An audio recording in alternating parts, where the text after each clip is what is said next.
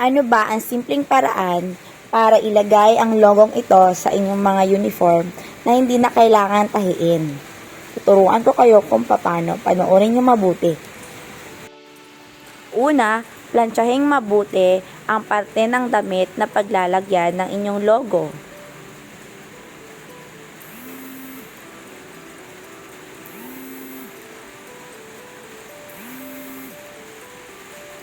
Kapag pantay na ito, ilagay dito ang logo.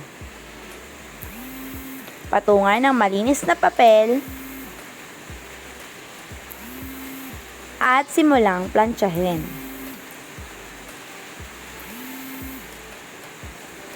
Gumamit lamang ng katamtamang init ng plancha.